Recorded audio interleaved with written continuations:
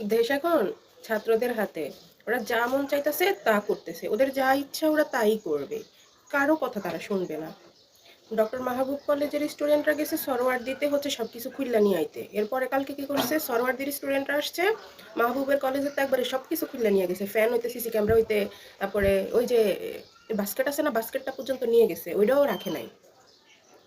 নিয়ে আমাদের আমাদের হচ্ছে ১৬ই জুলাই থেকে ৫ই আগস্ট পর্যন্ত ছাত্রদের যে হচ্ছে যে একটা ক্রেডিট ছিল, যে একটা সম্মান ছিল তাদের।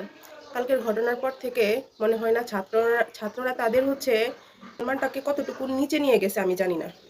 তোমরা ছাত্র, তোমাদের কথা সবার উপরে থাকে। কারণ ছাত্রছাত্রীদেরকে সবখানে ওদের মূল্যায়ন করা হয় বেশি। কিন্তু কালকে যে ঘটনাটা ঘটাইছো, একটা কলেজে ডক্টর মাহবুবুর মোল্লা কলেজ, হ্যাঁ ডক্টর মাহবুবুর মোল্লা কলেজের ৭০,০০০ থেকে ৮০,০০০ কোটি টাকা জিনিসপত্র এভাবে মাটির সাথে মিশাই দিছে। আহা!